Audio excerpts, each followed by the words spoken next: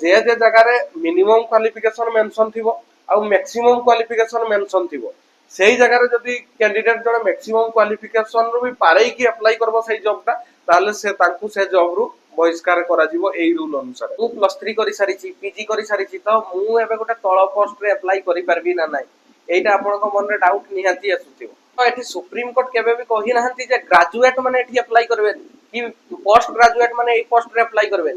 घटनाटा कौन प्रॉपरली जानवा दरकार रिसेंटली गोटे सुप्रीम कोर्ट को जजमेंट आसी जोटा कि माने चारिआडे प्रसारित होउची जे अधिक क्वालिफिकेशन रखिथिबा कैंडिडेट जेमति कि अधिक क्वालिफिकेशन अर्थ जे जो माने +3 करि सारी छंती पीजी करि सारी छंती से माने छोट चाकरी को अप्लाई करि परबे किंतु एठी घटनाटे पूरा पूरी सत नुहे एठी बहुत किछि अछि ता भितरे जोटा कि जानिबा आपनकर निहाती दरकार जे आपन माने भाबुथिबे जे आमे तो पीजी करि सारिछु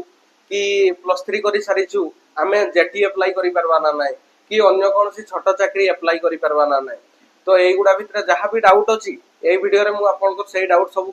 क्लियर करैबी तो वीडियो टी को निहाती शेष जाय देखंतु वीडियो टी बहुत इन्फॉर्मेटिव आ आपनकर जानिबा निहाती दरकार जे एक्चुअली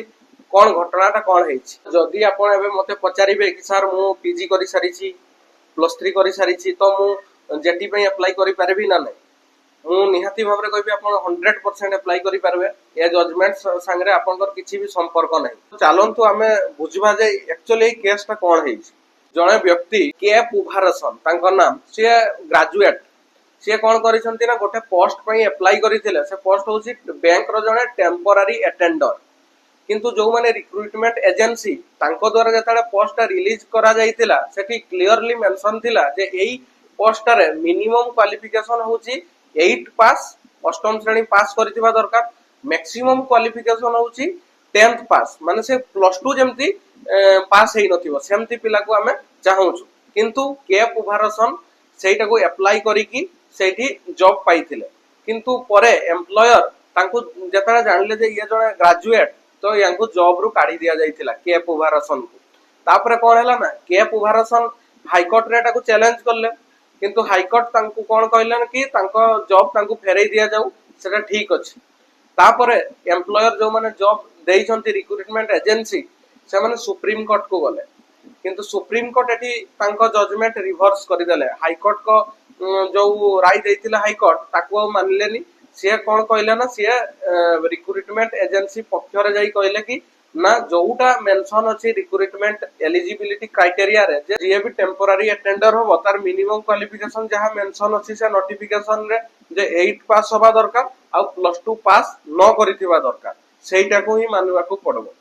तो सेही अनुसार के पुभारसन को तांको चाकरी रू बहिष्कार करा जाईछि आपण जानि परले जे पूरा पूरी केसटा कोन तो एठी सुप्रीम कोर्ट को कहबा कथा कोन ना जदी कोनोसी गुटे जॉब बाहरुची वैकेंसी रिलीज होउची से रिक्रूटमेंट एजेंसी तरफ रो गुटे नोटिफिकेशन आसे से नोटिफिकेशन रे किछि एलिजिबिलिटी क्राइटेरिया मेंशन थाई जेमति कि आपण धरा जो हाई स्कूल टीचर होबे एलिजिबिलिटी क्राइटेरिया कोन दरकार +3 करिथिबा दरकार +3 रे एतकी परसेंट दरकार से बीईडी पास करिथिबा दरकार एगुडा सब एलिजिबिलिटी क्राइटेरिया किंतु धरा जाऊ गोटे एबे वैकेंसी रिलीज होबो सेठी प्रॉपर्ली मेंशन थिबो जे से +3 करिथिबा दरकार किंतु पीजी पास करि नथिबा दरकार तो ताहले को कैंडिडेट सेठी अप्लाई करबे ना +3 पास कैंडिडेट खाली अप्लाई करबे जदि जण पीजी पास करिथिबा पिला सेही पोस्ट को अप्लाई करि परबे नहीं एही रूल अनुसार किंतु हम ओडिसा रे से जेटी हो एसएसबी जीटी हो सबुरे प्रॉपर्ली मेंशन अछि जे सेमति किछि मैक्सिमम क्वालिफिकेशन नाही मिनिमम क्वालिफिकेशन कोन रहिछि ना आपनकर बीएड करिथिबा दरकार कि जेटी दले ओटीटी पास करिथिबा दरकार ओस्टेट पास करिथिबा दरकार सिटी करिथिबा दरकार एगुडा मिनिमम मैक्सिमम क्वालिफिकेशन कोनोसी थिरे भी मेंशन न थाय किछि भी आपण मानको पई डरिबार नाही ओडिसा रे प्राय तो एमति किछि जॉब नाही जोउटी कि मैक्सिमम क्वालिफिकेशन भी मेंशन थाय तो आपण माने प्राय तो जानि गलेनी जे घटनाटा कोन तो निहाती शेयर करदेबे आपण मानको सांग मानको सहित न्यूज़ टा तो रहिली जय जगन्नाथ।